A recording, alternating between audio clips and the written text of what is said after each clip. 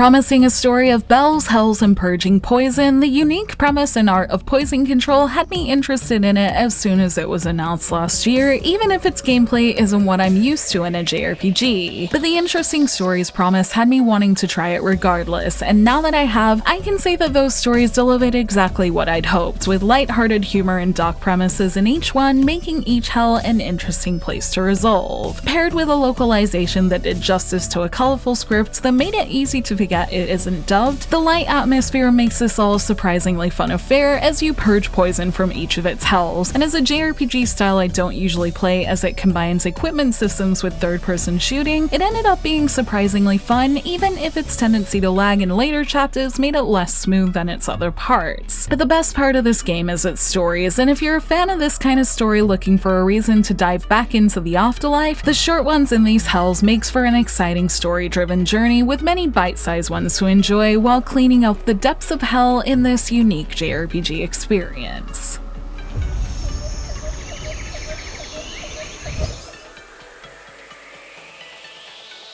The story based in a colorful hell begins with the unconventional meeting between the main character and Poisonette, the pair that have become soulmates in hell as the protagonist finds out that they now share a body. As a soulmate, the protagonist gains the ability to purify hells with Poisonette's help, with the power to fight hell beasts called clushes that are also looking for a body, and to clean the poison from hells thanks to Poisonette's ability to pilot the protagonist's body and take in poison as he's temporarily turned to bones. But since she's tiny when she isn't, they need to help each other in order to survive in this world. They're not just purging these hells for survival though, since purifying a hell means receiving a silver sticker, with 5 stickers serving as a ticket to heaven to have one wish granted. The protagonist wants to get back to their world while Poisonette wants to keep their body for herself, but as soulmates, this unlikely pair must work together purifying these hells and collecting stickers as they face up against Clusha, Poison, and other soulmates after the same thing in this story about finding a way out of hell and back to Earth in this unique and interesting adventure. In the sticker collecting mission, Poison Control follows a distinct game flow that makes it easy to move through its story. Each hell is divided into stages, with each one telling the story of a different bell, and since each bell has a different problem, the way to solve each one is different, with some of them requiring you to be a specific amount of Clusha, and others needing you to clean a certain amount of poison from the ground, with the combination of these simple goals and storytelling making each hell a nice and digestible half hour at most that makes it feel like you're always able to conquer something when you play. The shorter length of these dungeons I ended up finding nice, as each one felt like I was playing through a short story, with quickly being able to get through each one's beginning, conflict, and resolution, making them feel like a self-contained story. And the fact that they all had different themes made it feel like there are a variety of stories to experience in this world, all with themes of death and dark surprises to remind you where you're exploring. These hells range from bells who erase their past, ones who drown their sorrows with food, to ones entangled in the occult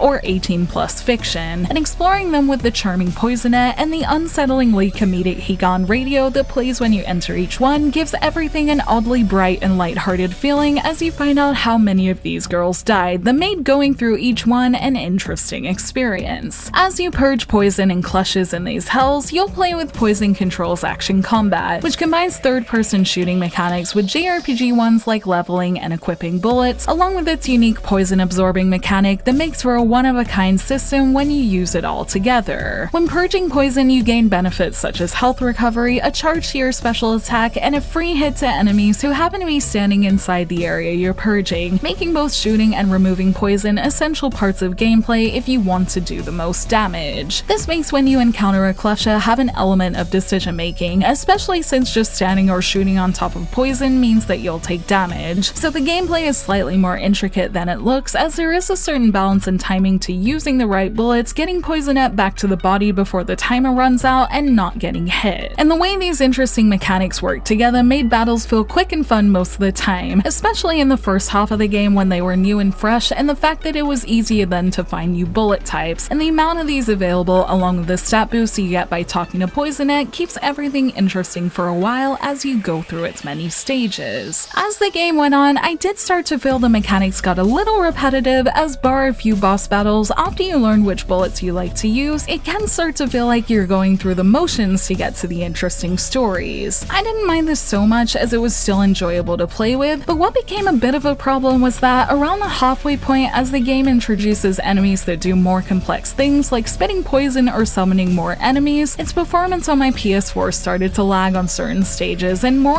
as the game went on. And while I never had an actual crash, there were a few times that had me nervous in the final stages, and since I've been very lucky over the last few years that I haven't had to deal much with this kind of thing, I found myself caught off guard in certain times and have to wonder if this problem affected my playing, as I did have a few mission failures towards the end. And while there could be worse problems, I really wasn't expecting this from what I'd consider a more simple action experience. I can only hope that there will be a patch that will fix this somehow, as I think the story and everything else is well worth experiencing, but the frequency this lag can occur later on makes it hard to recommend to everyone. What I do want to stress is that the story side of this game is really enjoyable, especially to those who enjoy games like Crystal or Danganronpa Ultra Despair Girls, as it contains similar mechanics and the same feeling of playing through dark and interesting stories with the gameplay as a bonus. And since I'd still say I overall enjoyed the mechanics despite the way they performed, I'd say there's a worthwhile game and world to experience if you can get past its issues.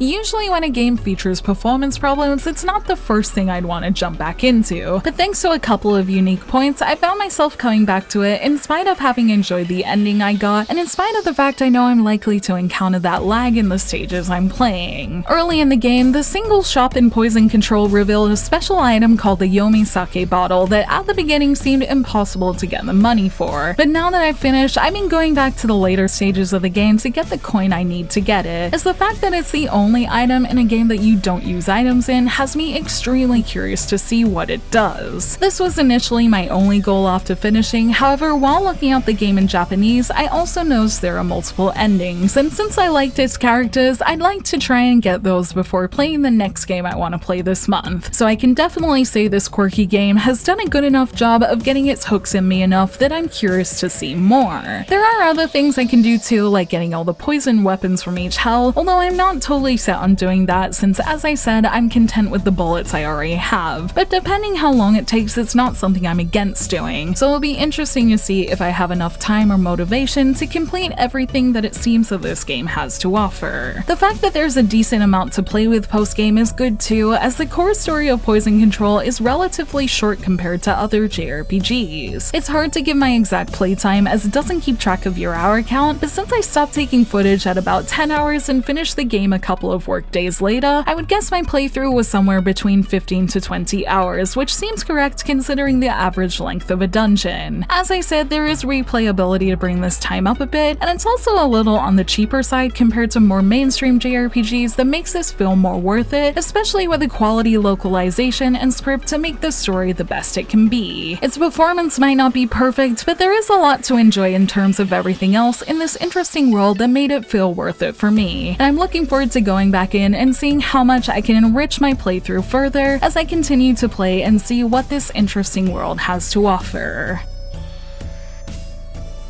Poison Control's colorful style and the stories of its bells was what made me interested in it, and after having enjoyed running around and slowly uncovering the fascinating stories of each one, I can happily say I feel like I got what I wanted out of this game in spite of its imperfections. Watching its short stories play out with their surprises was always interesting to see, thanks to all of its personalities that come through exactly as they should in the well-written and localized script, and even though it's not what I usually play, I still also enjoyed the poison purging mechanics as something different, even if the performance wasn't always there. I love that it's given me mysteries to find post-game that gives me an excuse to go back and do more in this shorter game, and the fact that I'm coming back to it knowing I'm going to experience lag in certain stages definitely says a lot, and the cool visuals and great rock soundtrack help to keep me enjoying it and forget its problems most of the time anyway. It might not be perfect, but no game is, and I do think there's a good game to be found in this unique experience, and hope that people give it a chance as it really does have some interesting stories to tell and would serve as a good game to play between the many bigger ones coming out this year if you're looking for something you can finish quickly. And I'm looking forward to coming back and playing more until the next game I plan to play, as this game about getting out of hell is one that I'm surprisingly not ready to leave yet.